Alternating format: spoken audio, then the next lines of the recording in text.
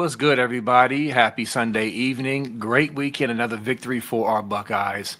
Never gets old, and it never should. Do me a favor, hit that like button. Hit that like button if you haven't already. Like I said, the veterans, they're already on it. As soon as they slide in, they click that button, and you should too. If you have not, subscribed yet, please do that. Go ahead and do that. Hit the bell notification. So when we go live, it pops up on your device. And listen, we got a few things to talk about. Little surprise here. We haven't heard the phrase or the word red shirt in a minute with anything that was relevant. But this one is an eye opener. So we're definitely going to talk about that. We have not had a chance to talk about the game yet. We're going to talk about that. Lots to cover. And then, of course, we have some upsets and another great week of college football, man. And I'm just excited to talk about it. But also, remember, when you do your super chats, it helps go towards the pay it forward, which is military and our first responders. We're going to look out for them because they always look out for us. Nevada Buck, what's up, man? Another glorious Sunday evening coming off of a win by our Buckeyes, man. How you feeling?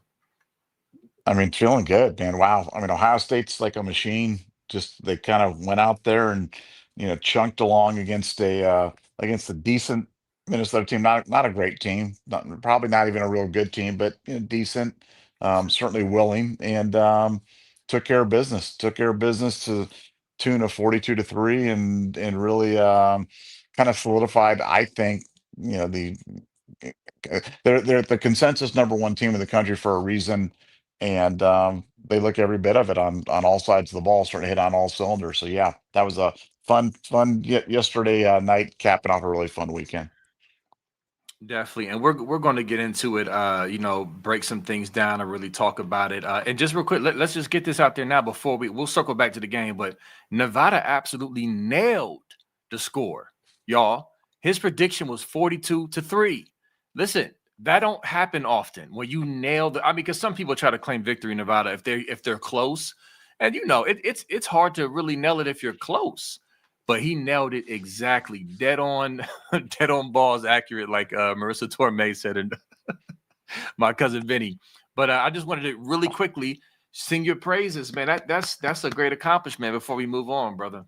Yeah, I that doesn't happen often. Like you said, that's that I feel very fortunate. I've had a good handle on this team this year, but yeah, to get a score exactly right, man, I can't remember the last time that's happened. So yeah, it felt good. That was it's nice when a plan comes together for sure. Definitely. And also, before we get rolling, a couple things. So I told y'all the last time we were on air that my daughter's birthday was Friday. She just turned 12, and she wanted to go to the Cheesecake Factory. She loves the Cheesecake Factory. Okay. And so, a couple things about that. Number one, me and Nevada kind of whined about the menu, how they got 50, 11 items on the menu, and not much of it is that good and all that. But the cheesecake is always on point. So anyway, Stilly Matt, everybody knows Stilly Matt, one of the great guys in the chat. That just rhymes so eloquently, doesn't it? But anyway, he let me know the poster, and I'll just say the poster. When stars align, they're in the chat right now. What's up? When stars align, they responded and said, "Bring your daughter up to my Cheesecake Factory. They work there, and I will hook her up, show some love."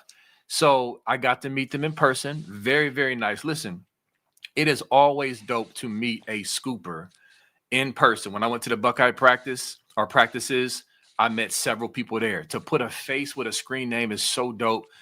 Dap up, hug, take pics. I love it. So I got to meet another great scooper who was there. So nice, sweetheart. And when stars align, want to let you know you made her feel special. I was trying to upload the picture. I'm having trouble uploading the picture, but she put her cheesecake on a plate, wrote happy birthday joy in chocolate and I think like a raspberry glaze or something. I'm gonna try to post it later if it lets it do it. But you made her feel special, and if you make my daughter feel special, you're on my good side. So I appreciate you. Thank you for that. Definitely blessed us. And I was gonna say about the food, Nevada. She, when stars align, she recommended two things that were really good. My wife had the poke nachos, which we were skeptical about, but they were good. I tasted them too. Great decision. Thank you. and then the other one I end up getting the cheeseburger French dip. It's like a French dip mixed with a cheeseburger with the au jus. It was good.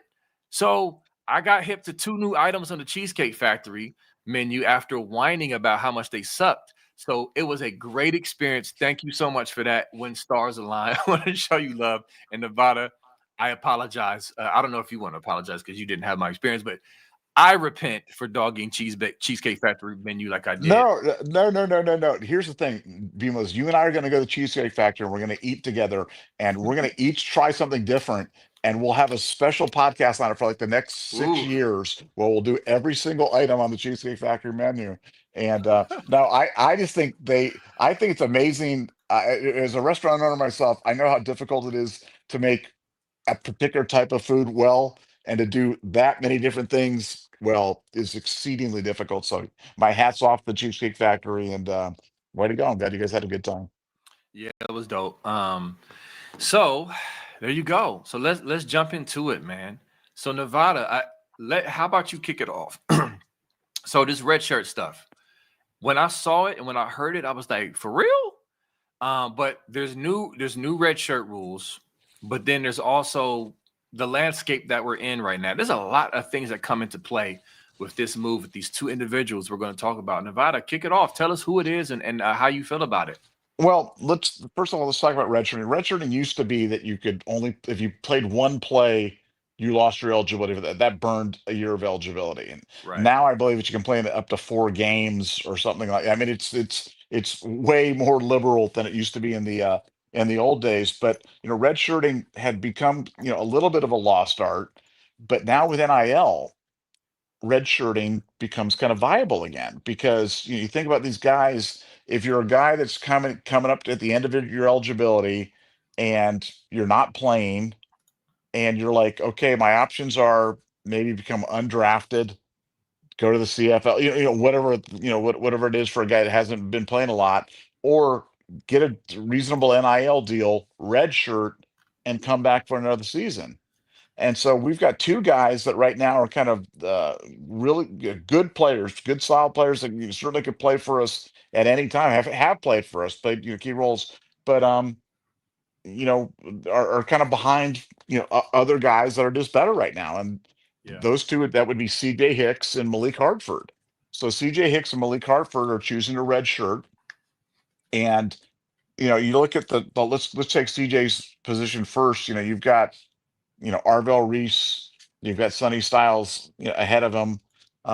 You've got Kenyatta Jackson at defensive end. You got Caden Curry on the defense line. You've got guys that are, gobbling up spots for CJ, and they're all going to be gone next year. So CJ is looking at it, kind of going, "Hey, I can take, get a red shirt situation, get an NIL deal from Ohio State, and then kind of come back strong the next season."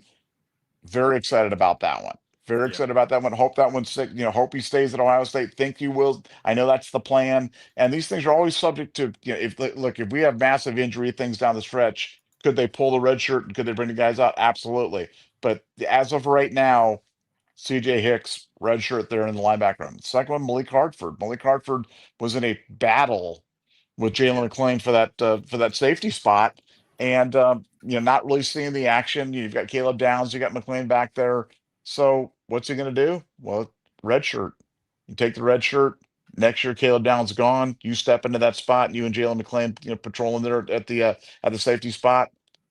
Makes a lot of sense. So two guys that really, I think people had high hopes for this year, but kind of bolsters 2026 again. I don't want to jump ahead to 2026, but a lot of things are lining up for 2026 being a really. I mean, think about Julian Sane, as good as he is now, how good he's going to be in 2026, or Yeah. JJ Smith, as good as JJ Smith is now, how good is he going to be in 2026? Or our offensive line, which is the offensive line of the week for the country.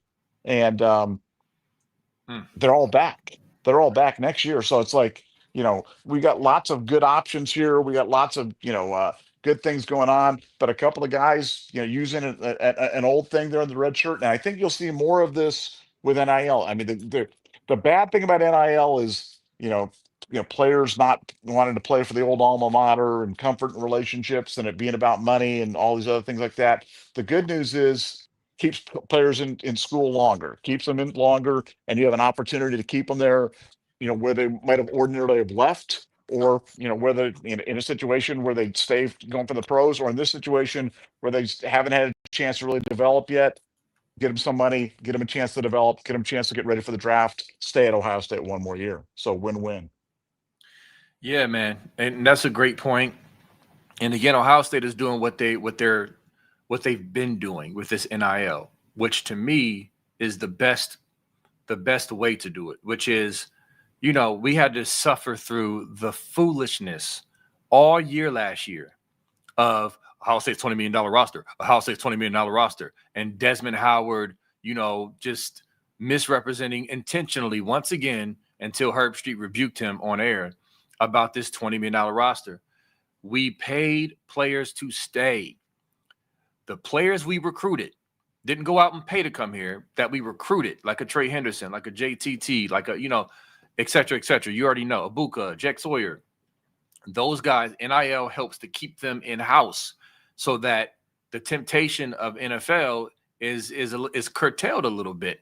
And this is just another great example of using NIL. Like Nevada said, Hartford was in a bat. McClain is a dog, is he not? Everybody's pleased with Jalen McClain, right? Hartford was right there.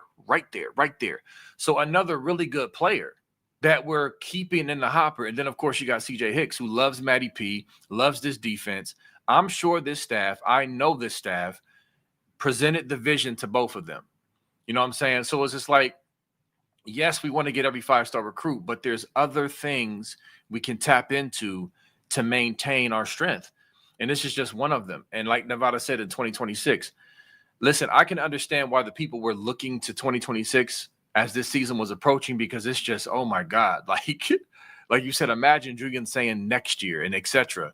Now we in it now, obviously, but imagine next year. And it's just the moves being made. So my eyebrows were raised when I saw this. I ain't gonna lie, but I think it's a really, really good move for our future.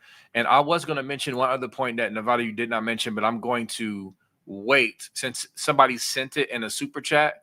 I won't mention it until we get the super chats to add on top of everything you said, which was great regarding the red shirt rule. So there's that. You want to jump in? Well, no, just it's so interesting. I always you look at it's kind of the law of unintended consequences on these, with NIL and NIL. I got to be honest with you, wasn't a fan of NIL when they did it. I think there's a lot of the charm and innocence of college football that's kind of gone with NIL, but this is one of the good sides of it. The good sides of it is we get, last year we got to see Jack Sawyer and JT Tuimoloau and Cody Simon and go down with Donovan Jackson and Tyreek, all these players come back for one more year and run it back. And big part of why we won the national championship was NIL. Yeah. So I think anything that keeps kids in college longer, anything that keeps kids at Ohio State longer, builds their identity, helps them build their brand and kind of get them ready for the next level. Hey, I'm all about that. I'm excited about it, and to see these two guys, I'm a big Hartford guy, and I'm a big CJ Hicks guy. And CJ Hicks, remember, he was on the field for the last play of the game against Texas, and Yeah. Arch Manning. He was the one who rushed Arch Manning on that play and caused that that incomplete pass, or the pass short of the first down. So it's not like this is a guy that they couldn't be using situationally, to great effect. So I'm excited about it. I'm excited about it. And boy, is I'm excited about 2026, but like you said, we're right in it for. I mean, I'm looking around the college football landscape in 2025 and kind of going, who's better than us? And it's like, Yeah. nobody, absolutely nobody. So it's this is rare air to be in, and indeed, certainly a good time to be a Buckeye. Yeah, I'm glad you mentioned that about Hicks as a reminder that he was there on a pivotal play. That was him who pressured your boy Manning. And so it's because look, Nevada, let's just be honest. Red shirting usually meant you're not ready or you're not good enough yet. And I don't think that's the case to where he couldn't be a contributor this year. Obviously, he's already contributed. So yeah, this is huge. I love it for CJ and for Malik. I think Malik knows he has a chance to come in and start next year when Downs leaves. Next to McClain. So yeah, I mean, to me, it's the rich get richer type of situation. And CJ is such a great kid. He loves Matt Patricia. Matt Patricia loves him, and I'm sure there's a vision laid out. And so, very, very excited about it. So, yeah, I mean, honestly, that's all I have to say about that in my Forrest Gump voice. We can actually move on to the Minnesota game if you like, Nevada. Unless you got anything else to say about the red shirt. Well, not just, I mean, if you think about I remember when Michael Thomas redshirt, remember he redshirted in his sophomore Yes, year, which was yes, really weird because guys don't redshirt in their sophomore years generally.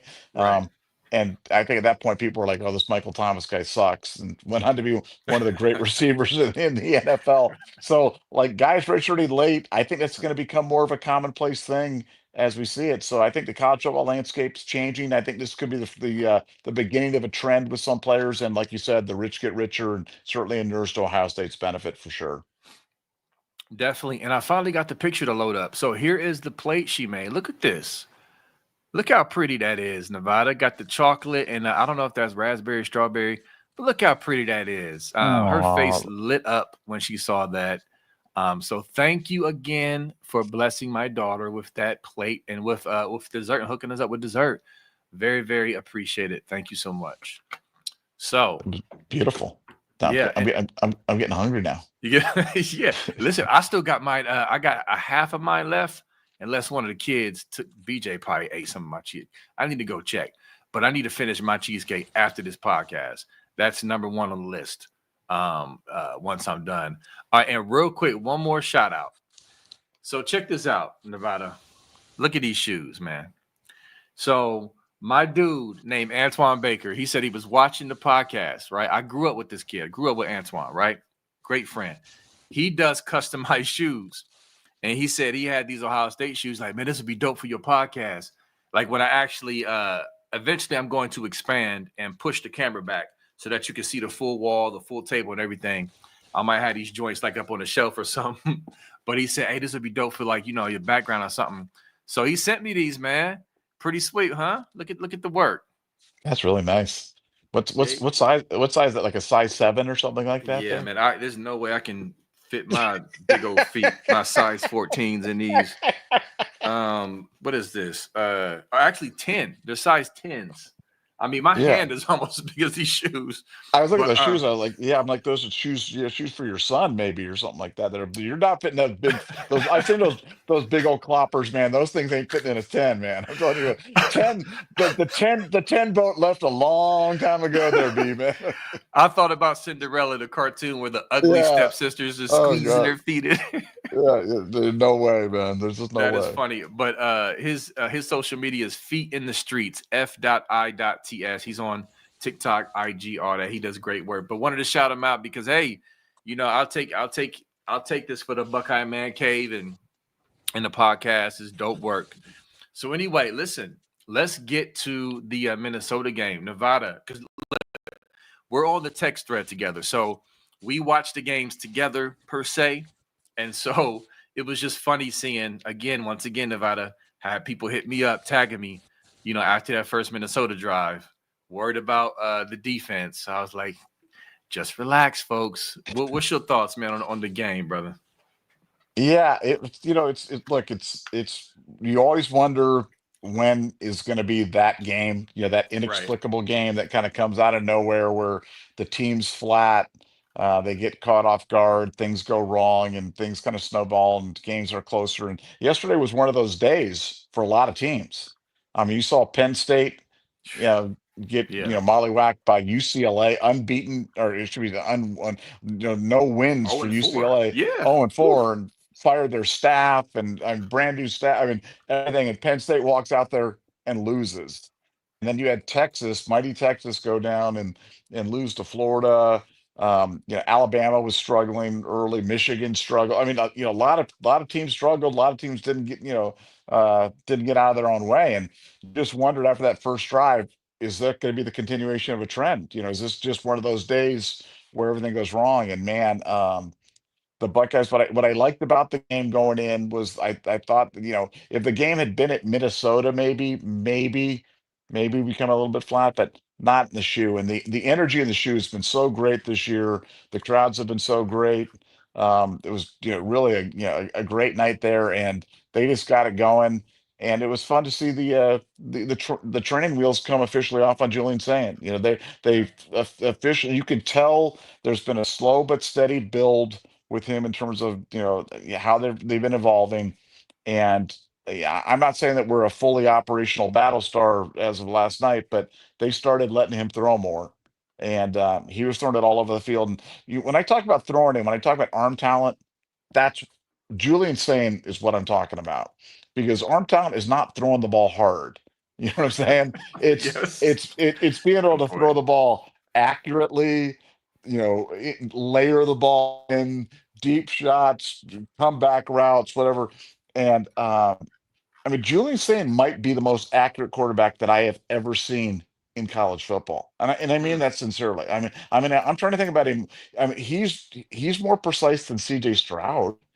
I mean, he's at 80. He's at over 80% right now as a freshman. He's a freshman eligible quarterback.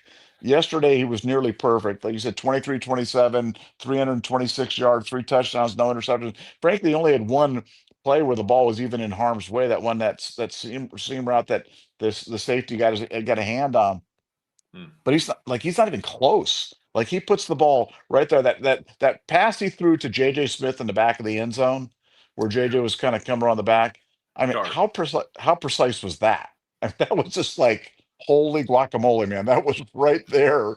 And yeah, it's just I think for me, we should be a pass first team. We should be a team that throws the ball down the field, that moves the ball, and then runs. And right now it seems like our offense, our running games have stagnated a little bit, um, because our RPOs are generally just like runs into the middle of the line. And I like it that we're passing. I like because we've got the best receiving core in the country. We've got the best set of wide receivers. We've got an elite tight end. Max Clare had 5 catches, I think, yesterday for 63 yards, which again, not gaudy numbers, but you can start to see that we're starting to activate the tight end in this thing as well. And I think that's just we have to lean into that. We're a really good pass blocking team. I'm not sure how great of a run blocking team we are. We're much better at pass blocking. He didn't get sacked again.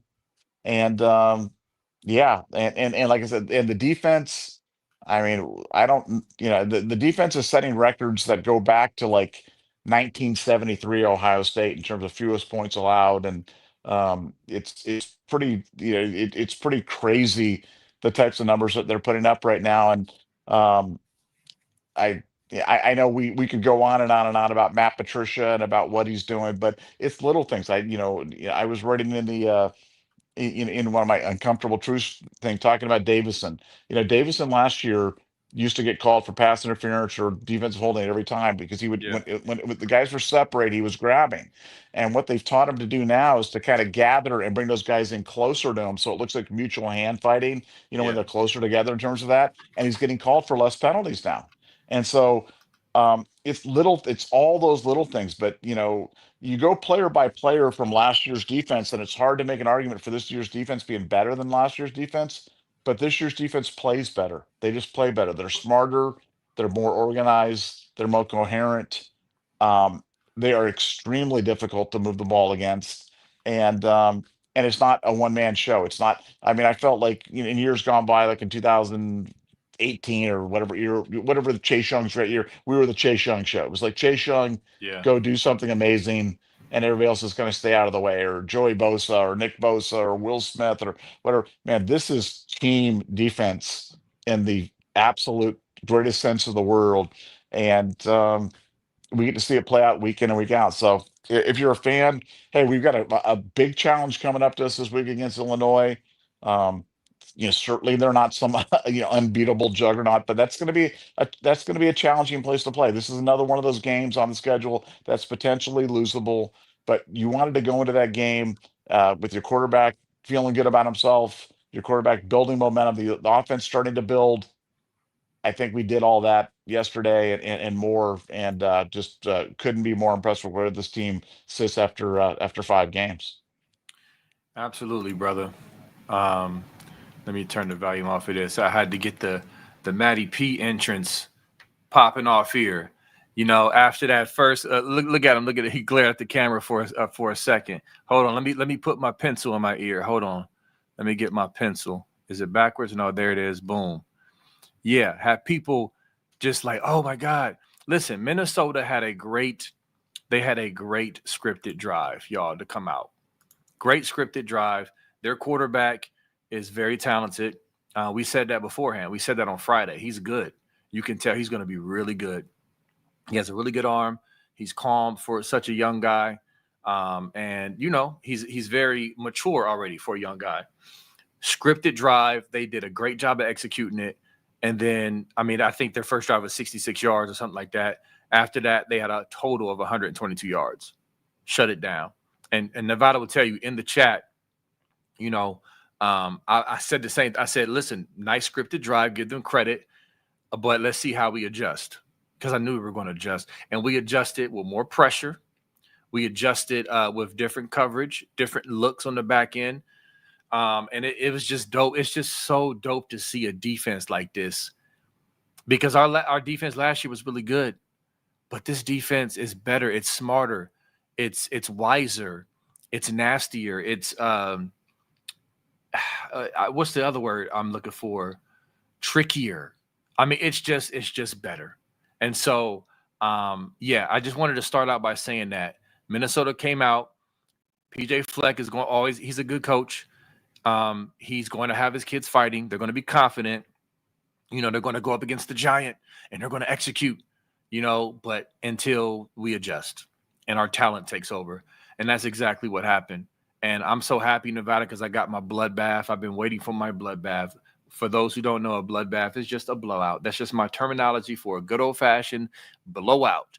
And an offensive explosion ensued. And it was just so great to see that last night. And I'll say the running game, I wanted to see the run game get going a little more, but Minnesota's they have a good run defense and they were ready to stop the run. And so, you know, Bo Jackson is really good and our line is still, Bo Jackson is really good, but he's still learning. And our O line is still gelling a little more with run blocking. I do think they're ahead in pass blocking, and they're not terrible in run blocking, but they're going to get better. And so I really wasn't tripping because Nevada, it was funny, and you were right in the text thread. You were saying pass, keep pass.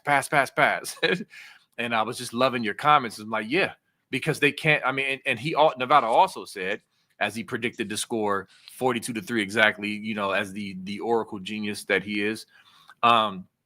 He was saying Julian Sand could have threw for 500 yards if he wanted to last night, and that's 100% facts. We could have dropped back and passed it every single time, and we could have lit them up for 550 easily, Nevada. Yeah, no, it was. I mean, look, Julian's doing it all. I mean, look, he's even running the quarterback sneak. He ran the quarterback sneak a Yeah. couple of times. One time it got blown dead. One time they did it. I think they like what he got there because that they got that one easy, you know. And if you can develop a consistent, you know, sneak package or something like that in short yardage, man, boy, that can change a lot of things for Ohio State. You know, going forward into the teeth of the season. So yeah, no, Julian saying gets A plus, you know, as we're talking. I mean, he's over 80% in completion percentage right now, It's crazy. which is far and away number one in the country, while being third in the country in yards per attempt. So I mean, it's kind of crazy what this guy's doing. And you know, Carnell Tate, you know, helping technician, had talked Had to about bring how him up. these teams are playing this you know, shell defense over JJ Smith and keeping a safety over the top of him, but that leaves the other side of the field open for Carnell Tate. And he said, watch for them to stretch it with Carnell Tate. And what did Carnell Tate had a career day yesterday? I think I don't know exactly what the stats were, but like 173 yards, 8 receptions. 183, 9 receptions, 1 TD. Yeah, I mean, wow. I mean, just great. I mean, Carnell's obviously the next first round pick. at at wide receiver for Ohio State. Yeah, that's just that's absolutely going to happen. But just nice to see him really get activated in a serious manner right there, because the more that he does that, the more teams have to respect him. And now you've got J.J. Smith and Carnell Tate that they've got to account for, and at that point it becomes really problematic because you can't double both those guys. Right. And when they're single covering either one of them, it's getting to be a problem. But the Ohio State offense is becoming more multiple. I like the passing. The rushing attack, though, is lacking the counters, the traps, the misdirection, the orbit motion, the jet sweeps, the other things to get the ball. I mean, we did some toss sweeps, some of those gentle toss sweeps out there, but which is fine. But our running game pretty much consists of handing the ball up the middle. I mean, if you're honest, that's what we do right now. And so I don't think that really, lends itself to being particularly dynamic, or having guys getting really gaudy averages, despite Bo Jackson still having a pretty robust yards per attempt. But Yeah. I think they've got to fix that, because and until they fix we're a little predictable on the running side. I think our Yeah. passing attack, I like the play action game. I mean, Julian's really good at the play action fakes and carrying out the fakes, and Yes. hiding the ball and doing. I mean, he's very good at it.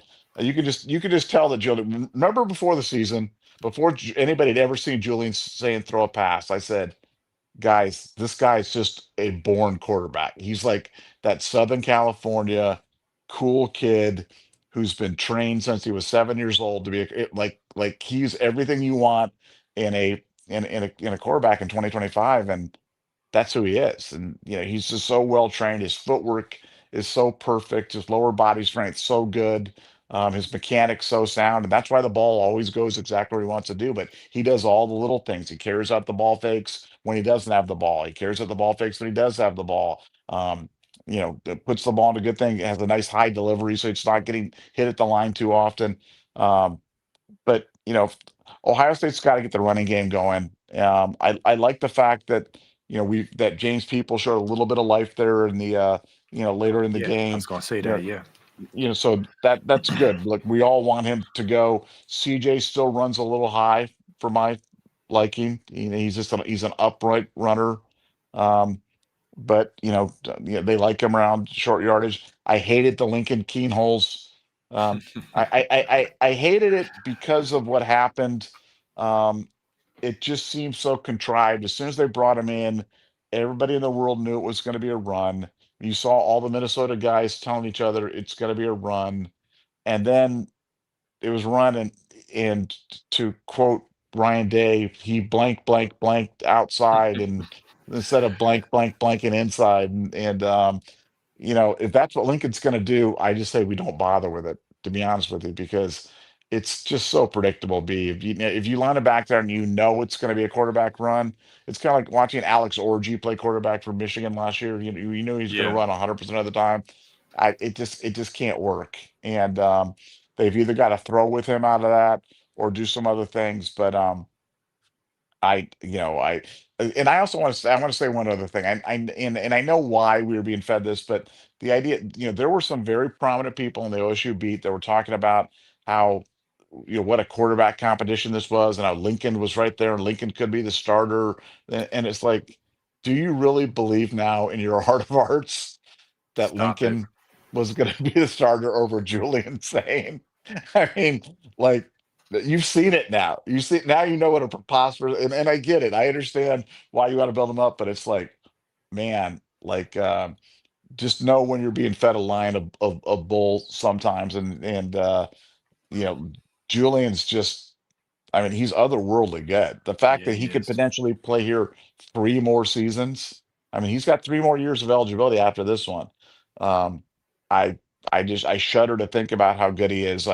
He will reset every passing record at Ohio State, and it will not even be close by the time he leaves. And I think at the end of the year, it's going to be Julian and JJ at the Heisman ceremony in New York. I think we're going to have two Buckeyes there, and we had predicted that preseason, and a lot of people were kind of laughing at that one, like, oh yeah, two Buckeyes and Julian Sand, this freshman who hasn't never thrown a ball.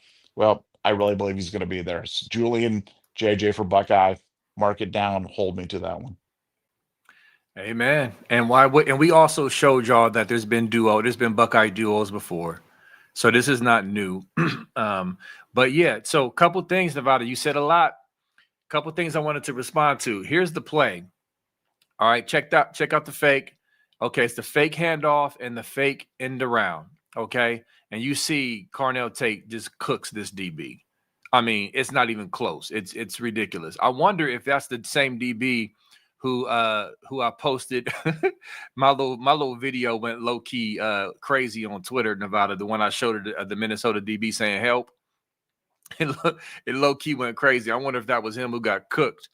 But I wanted to bring this up because look at the fake. Look at the play. Okay, how many times have we ran that play where we've actually handed the ball off and brought the fake end around or end around, or we've actually ran the end around, so or the reverse or whatever. So that I'm bringing that up to say everything is for a purpose. Yes, though we've scored off that play, but it's also for film. Look at how the defense bites on this. The defense has seen this on film several times. Look at how they bite on Jeremiah Smith. The whole defense bites and flows to that side of the ball, leaves Carnell in a one-on-one, and you know what's going to happen with that. So beautiful route, cooked him up, but it also really put Minnesota in a position to where it's literally our guy against yours. No safety over the top. Great call by Brian Hartline. I freaking love it, Nevada. I had something else, but I want you to respond to that if you want to. Unless you're eating a steak right now, another steak. No, it's just no steak, cheesecake. I'm eating cheesecake right now. No, it just, I mean, look, those are the types of plays that we need to kind of, I like that Ohio State was using tempo yesterday. Yeah. They were going faster. They weren't trying to let the other team slow the game down, limit the number of possessions. They were trying to come out and move the ball fast. And when you go for those big chunk plays, that's how you light the scoreboard up. It's not, the Ohio State offense doesn't need to be plotting. It doesn't need to be 5 yards at a time, 6 yards at a time, 3 yards at a time. I mean, we can move it in big chunks. And when they do that, when they, the teams have to respect JJ when you bring him around like that.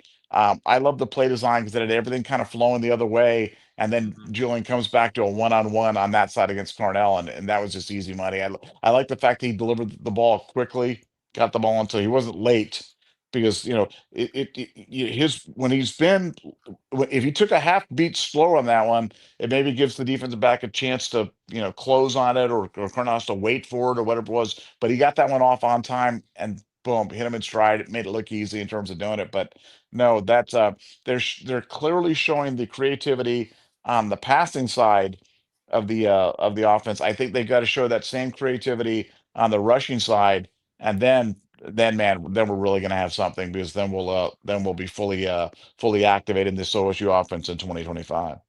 Yeah, I agree. And honestly, Nevada, I don't know this for sure, and I don't know what you've heard about this, but I know Ryan Day and even Urban Meyer, in hindsight, Urban Meyer has admitted that he has worked on certain things during the game. Okay. Because you talk about us just running up running up the middle. So I'm wondering if Ryan Day, against the team where he knows he's going to beat them, is saying, okay, let's work on our inside zone. Let's work on our, our trap, our duo. Let's work on our up the middle plays to see if we can block this up right against a good front. And it's like, we're going to win. All we got to do is pass and score. Let's work on this now. These are valuable reps, because you're right. It's a lot of up the middle stuff. We've ran outside occasionally. Bo Jackson has had some nice runs outside, but it does seem like we're just like trying this testing and trying to get them reps. I could be wrong. So if you heard anything or if you dig into it, let me know. But yes, I think we ended up with 133 yards, let me pull the stats back up. 33 yards rushing. And so 3 rushing touchdowns.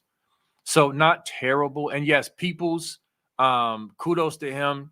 The announcers try to make it seem like they said against this backup defense. No, it was not. They had starters in. They still had starters in. Okay. And Peoples, listen, get your confidence. Okay, just because you didn't do it in the first quarter, I don't care. You looked good. That was the best you've looked all year, peoples. Keep running, keep grinding. If we can get that in meaningful moments, Bo Jackson is our guy. But if we can rely on peoples to do something like that, that's what we need. That's what this team needs. So I was very happy to see peoples do that as well, Nevada. Yeah, I mean, like I like the fact that Isaiah West got a little bit of run, you know what I'm saying, like that. I mean, I want to see what he can do. I want to see, when Trevor Rogers comes off injury, I want to see what he can do. Yeah. It was nice to see people's doing it. Like I want them all to be great. Um, James had a play earlier in the game where he was on the wrong side, went the wrong way, and it made Julian kind of keep it and take a loss on a running play. So it was nice to see him come in later in the game and kind of get it done. But we're making the rushing attack hard right now. We, like I said, we haven't been running the counters, we haven't been running the traps, we haven't been running a lot of the misdirection, the orbit motion, any of that other stuff that kind of that presents the eye candy. And when we do, it's amazing when we do run anything that's out of the ordinary. Like yesterday on that punt return, where we Oh yeah. had the fake punt return to Lorenzo Styles on the pass from I guess Innes. Yeah, Innes threw a beautiful across the field to him. I mean, you see how that opened up because we just don't do stuff like that. So, on that pass, that touchdown to Carnell, we faked the orbit motion and it so thoroughly confounded the Minnesota defense that Carnell was open by 7 yards on the back end. So I just think we just got to use a little bit more deception. And I guess my point is this offense has got multiple more levels to go to. So it's not Yeah. like this offense is a finished product and I mean, Julian Sand is playing his fifth game. You know what I'm saying? We've got a long, Bo Jackson is a freshman. We've got a long way to go with this offense, and I think the sky's the limit. But we got a glimpse of it this week, and it was nice to see the passing coming forward because you're going to have to be able to, they're going to have to lean into Julian to win some of these big games going forward. And I thought he passed it with flying colors yesterday. Definitely. And speaking of past it, real quick, look at this play. Um, Kudos to Julian Sand for being a tough kid.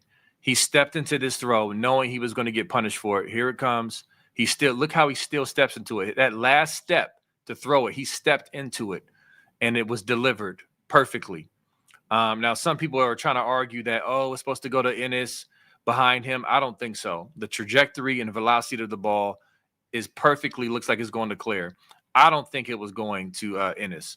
I think that's who was intended to pass it to, but that's another debate. The point is, look at this.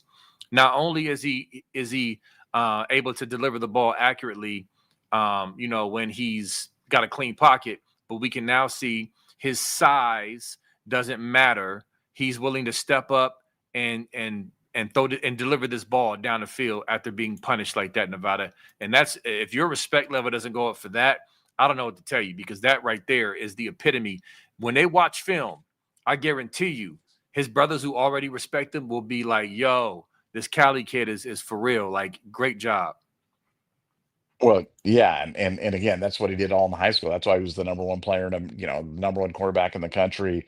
Um, he's just a tough kid. He's a tough kid. Don't let the baby looks, fool you. And he is the absolute, the guys 1,000,000% believe in him. You know what I'm saying? And you could Yeah. tell during the offseason, even when JJ kind of got loose at Big Ten Media Days, and they're asking about the quarterbacks, and he's like, "Oh, Julian's the dude." Yeah, I mean, Right. now you understand why. But yeah, I mean, he's the real deal. And for people that are not fans of Ohio State, for the haters, for the Michigan fans or the Penn State fans or fans of other schools, they just got to be going, how in the world did they get this guy now? Right. They bring Will Howard in the transfer portal picture, and then they bring this guy in who's a redshirt freshman.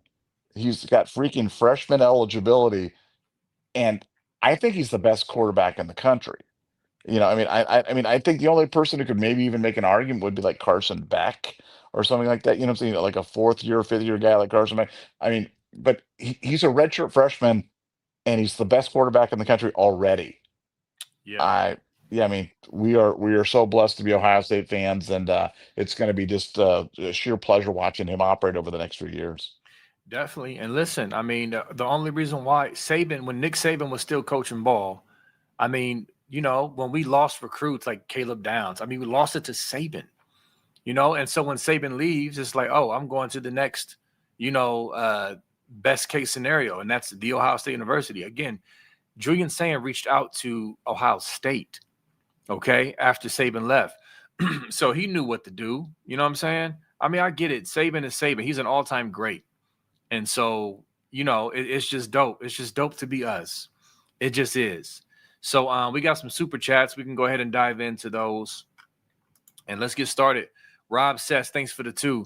Why no Sam Dixon at running back? He's better than Peoples. What you think about that declaration? Is he better than Peoples, Nevada? And why no Sam Dixon? I don't think he's I don't think he's better than Peoples. I think he's yeah. I mean, yeah. I Yeah, I think, look, James Peoples can be James Peoples was one of the guys I thought was going to be a breakout star this year for Ohio State, Yeah. and hasn't done it yet. Emphasis on a word yet. So I just think that there are levels to the running back room, and I think Sam's down a few levels compared to these guys. Nice kid, but that's just my personal opinion. Not meant to be denigrating Sam at all, but I just think that I think the guys that we have are levels above what he can bring to the running back room. Yeah, I agree. And I like Sam Dixon. I think he's better than what people say, but I wouldn't go as far as saying better than Peoples. Peoples is, to me, needs to get out of his own way. And I thought how he ran Saturday was another step forward. Because here's the other thing, Nevada, don't miss this, y'all. Coach Locke was in his butt after he went the wrong way on that play where Sam was looking like a goofy. Well, he made Sam look like a goofy because he ran to the left instead of to the right to get the handoff. Locke he chewed him out. But after that, to his credit, he played well. So I think people's ceiling is higher. I think he's just a little better, and he just needs to show it. So I mean, it's cool. Slim Sims, thank you for becoming a Scoop Ultra member, man. Slim Sims, I see him on my Facebook on here. Great poster, fun poster. We laugh together a lot about goofies on social media and just scum fans being dumb. We know he's one of them posters is like, yeah, type cat. But definitely appreciate you hopping on, man. After seeing you on the Facebook. Anything for this, Nevada? Yeah, no, we appreciate everybody supporting the channel and coming out and becoming a member. We just, like I said, we just really appreciate it, and we don't ever take that for granted. So thank you guys very much. Absolutely. All right. So here's the comment I mentioned earlier. SC Buckeye, thanks for the 199. Thank you for also being a Scoop Ultra member. But he says Redshirt allows you to play postseason +4. That's another great point I was trying to wait for to add on, unless you mentioned it and I just missed it. But either way, this is very important, Nevada. Yeah, well, look, it's so funny because, like I said, it's hard for me to kind of get used to these new redshirt rules because, man, I'm still haunted by the Sammy Maldonado playing one play and Oh, losing all yeah. his eligibility. I mean, that's the way it used to be, and that's the way it was for decades. I mean, that was the way it was for 40 years, 45 years. So yeah, the new redshirt rules, you can get guys real action and meaningful action in these games and still maintain their eligibility. And the way that these guys have challenged the eligibility rules at JUCOs and other things like that. You know, I mean, guys are playing 6, 7, 8 years now in college football, so Right. might as well take advantage of it while you can. So yeah, Ohio State's certainly going to be the benefactor of that. Definitely. Mike Green, our guy. Thanks for the 199. Takes pressure off at MISN on safety and recruiting. I'm being dumb. What's MISN? You know what that is, Nevada? But either way, Take I get the context. Go ahead. Takes pressure off MISN of safety and recruiting. So I'm, I I'm not don't. sure if that's a coach, like an abbreviation for a coach. I'm not But sure. I think he's basically the point is, Mike, and you can clarify in the chat, Mike. Your point is, regardless of what that means, yes, bringing back Hartford is that definitely takes pressure off because you got a guy who could have started anywhere else probably coming back. He knows the system. He knows the defense. And I mean, like it's to me, it's just a win. And then of course NIL. I mean, I love it. I absolutely love it, Nevada. Well, I just like I said, I'm always nervous that these guys are going to leave during the offseason. We haven't been ravaged by, the transfer portal in terms of meaningful guys. But to me, Malik Hartford would fall into the category of meaningful guy because I think he's a heck of a player. And I really want to see him get his opportunity to do it at Ohio State. So I hope this redshirting means he's going to stick it out at Ohio State, not that he's just preserving eligibility to go elsewhere. Right. Because I think he'll look awfully good alongside Jalen McClain next year in the secondary. Yeah, definitely. There's always that option, but we'll see. We've been pretty good at retaining players and getting them to stay and buy into the vision. So I'm optimistic for that reason. Another one for Mike Green. Thanks for the 4.99. Excuse me. Uncle Nevada, Jimmy knows is going to get James fired. Old Jim defense takes 3 years. He don't have, and James won't be mean like Ryan did. Laugh out loud emoji 0 sacks. Well, you gotta you gotta have players too, man. It's like, look, I think it's one of those situations where I think people are being a little disingenuous when they compare the first years of Knowles to Patricia because Matt's coming into a defense that's been number one in the country the last 2 years, and Knowles came into a defense. I mean, look at the guys that he had playing in the secondary with him, Tanner McAllister. I mean, he had got nobody even got drafted. You know what I'm Yeah, saying? Like yeah, everybody on this two deep on the defense now is going to be an NFL draft player. So I think just the talent level's gone up. I'm sure glad that we got Matty P. Look, everything works out for a reason. Um, I always find it distasteful though that when somebody leaves that we just automatically demonize them just because they left. And it's like for me, Knowles, I mean, he didn't leave in spring football like Tony Alford. He left after a national championship. He improved the defensive room considerably at the time. So he was additive to the history of Ohio State football. And that's all that I want. I don't expect people to stay here forever or do whatever it was, but like he left us at a good time and he left us a time when we could had time to go out and find another defensive coordinator. And we did, and we upgraded. And it's a win-win for all the way for everybody around. And he got his money, he got closer to home, and we got Matt Patricia. So yeah, no, I'm thrilled with the way things turned out. And I'll just say that James Franklin got James Franklin fired because James Franklin ain't a very good coach. yeah. And that's been true for years and years. He's been making hay off of one blocked field goal, 6 years ago or whatever it was, up in Penn State. And um, you know, I just don't think he's a very good coach, and I think he's getting exposed. And I called it out preseason. I did not understand when people were talking about Penn State being one of the juggernauts of Yeah. college football preseason. How many times, B, did I go, I don't get it? I'm like, this is like, I don't get it. I don't get Drew Aller love. I'm not seeing what they're seeing. They lost Abdul Carter and Tyler Warren off that team. That was their two best players. How are they going to get better? Right. And they didn't. So I'm frankly, I'm just not surprised. Yep, I agree. I was with you. Colin Cowherd talking about Penn State's playing for the national championship, Penn Yeah. State and Texas. And then you had majority of the Big Ten writers picking Penn State. I loved it. I loved it from that standpoint. Okay, go ahead, sleep on this. But yeah, I had the same logic. How do you lose Tyler Warren and a Carter?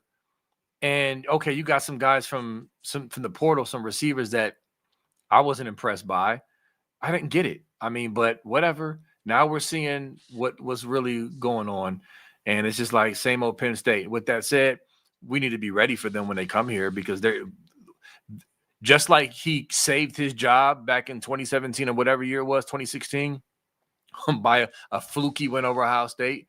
He could save his job potentially again if he can somehow knock off Ohio State. So we got to be ready for him. But it's ridiculous. So anyway. So before we move on to the next super chat, so listen, we got a Buckeye Scoop member that's hurting, needs some prayer support, some thoughts. Firefish, I saw the chat. They said they lost their last uncle aunt this morning, and so they've been away dealing with that out of state. They haven't been in the chat as much. I'll definitely be praying for you, brother. or sister. I don't know behind the behind the name who you are, but the point is, I'll be praying for you. You got my support. Thoughts and prayers to Firefish and his family for going through that. Just wanted to shout them out real quick, Nevada, before we move on.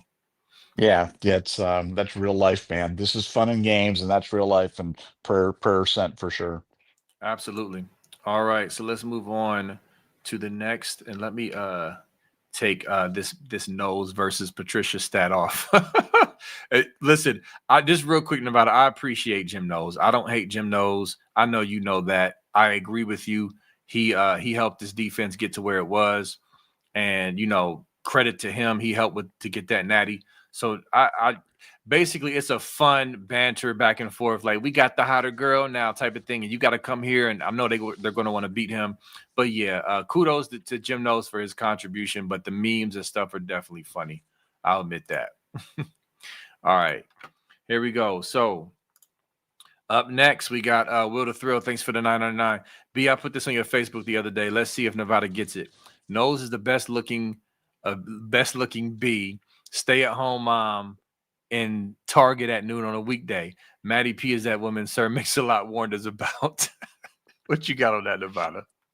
Yeah. Hey, look, look, I get it. I just hope that I hope that Matty P stays around for a bit. You know what I'm saying, Yeah, like that, because if this is a one year wonder, then that's gonna be hard. You know what I'm saying? Like yeah, that it'll be interesting when he leaves, if people will look back on that fondly, or will they be mad at him for leaving after a year, or I mean, like, it's just, so many different things. But yeah, I mean, look, we definitely upgraded.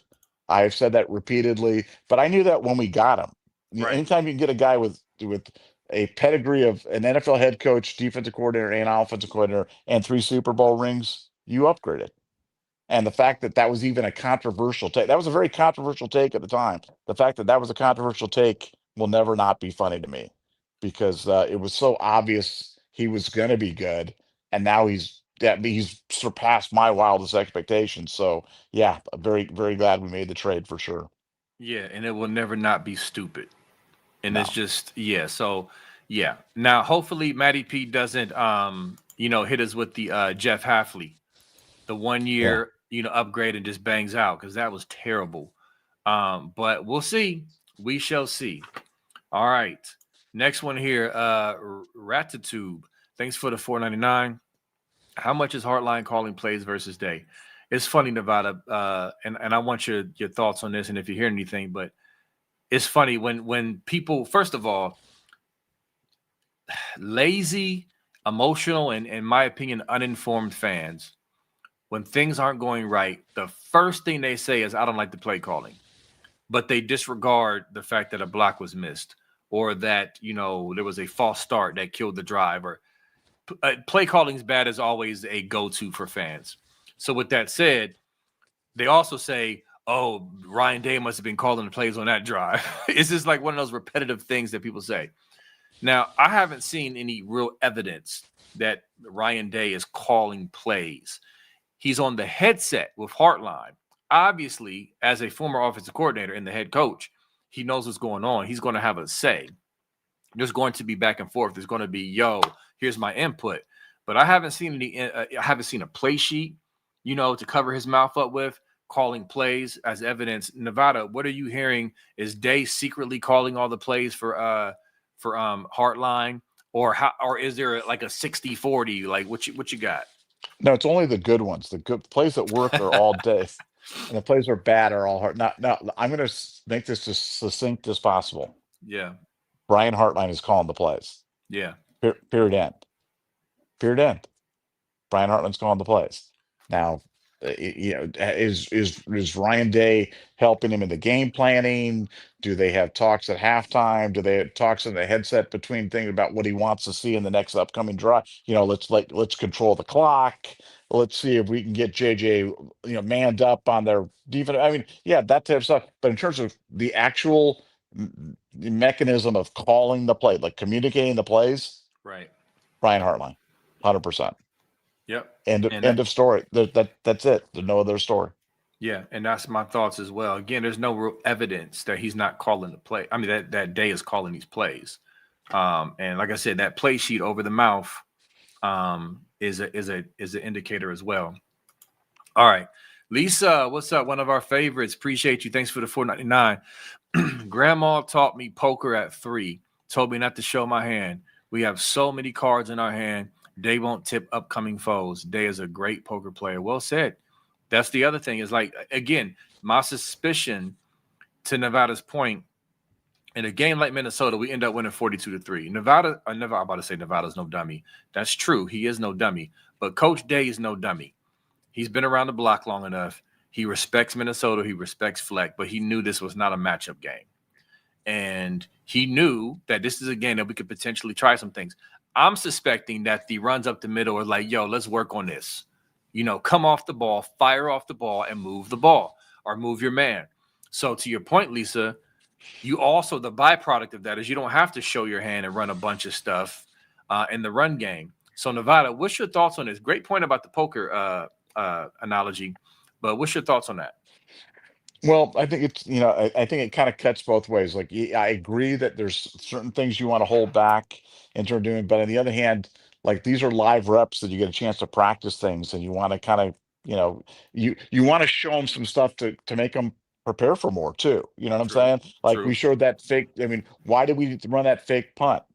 We didn't need to run that fake punt against Minnesota, but now the rest of the season, teams are gonna have to account for the fact that we may drift a guy out there and run a fake punt against them. You know what I'm saying? Yep. So I think it's kind of both ways. I like what they've done with the offense in terms of you can see them slowly but surely activating Julian Sane in the offense. Like that has been as clear as day that, would call it trust, call it opening the playbook, call it whatever you want to call it, but they're definitely doing that. I just want to see them do that more on the running game. I think it's coming because they practice it all the time. I just want to see them run it more in the games. But yeah, there is a certain amount that you want to hold back for that right time. It's kind of like Tressel ran the wheel route against Michigan for the first time when Fred Yeah. Krenzel completed that to Maurice Clarett. We ran that short side thing to Maurice Hall for the touchdown to beat them 14-9 in 2000. That first time we'd run that play to the short side. Yep. So, there are certainly wrinkles that you can do on it, but basic concepts like pulling, trapping, doing some stuff. I want to see some of that because I want to see how our big guys move on the offensive line, and I want to see it against guys in different colored jerseys. Yeah, great point. Because I like how you said cuts both ways. Yes, you can not put stuff on film to spring it on them, and you can also put stuff on film to make them prepare, over prepare. So that's a great point. All right, Mike Green, thanks for the 199. Peoples had his best game and he ran angry. Yeah, I liked it. Keep it up, man. He responded. He could have crumbled. Listen, James Peoples was already struggling. He went from offseason hype and expectations to like, oh man, this ain't working out so well so far. And then making that mistake, looking goofy on national TV, and then coming back and running like that. That to me is a data point towards positivity for him. So I like it. I love it. Nevada, what you got on it? You agree? Yeah, no, I totally agree, and but he's got to build on it. He's a guy who needs to come back next week and have another game and start building on it because it can't be one step forward, two steps back. Needs to take another step this week at Illinois. Definitely agree. All right, and we'll slide into home with this one. P. Barry, thanks for the 5. I love that name. Was Ryan Day practicing 53-yard field goal? It's okay. Run, set up, pass. JJ so great that Tater Dog, first rounder, don't get enough pub. Julian Cali cool and Ryan Day is stupid focus. That's a lot of you threw in a lot there, P. Barry, but a lot of good stuff. One thing I will say, Nevada, is I know they're funky hated the field goal. I think we didn't love the field goal, but to your point, P. Barry, yes, I do think he was. Now he had the distance, but he just didn't have the accuracy. And so again, why not get a real live game rep of a 50-yard field goal, something that he's kind of hit or miss in practice. I heard he's getting better with it, but that's not his strong suit. 40 and under, he's a lot more accurate. So why not try that in a game you know you're going to win? That's just my theory. And again, a lot of other good stuff. Nevada, you got anything on that field goal situation? Well, yeah, I mean that's exactly right. I mean that's all about at some point in the year you're going to need to hit a 50-yard field goal, and Right, he didn't want the first one that he was trying to stroke to be that one. So he wanted to be, right. in the friendly confines of the stadium, get him a chance to do it. And unfortunately, he missed it. But I don't think it'll be the last time. I think if he lines up another one, he'll do it. They believe in Fielding. Fielding's a good kicker, and like you said, he had plenty of leg, just a little bit off on the accuracy. But I believe if he's called upon it, he'll be able to make it. Yeah. So again, he had the leg. So he wasn't that far off.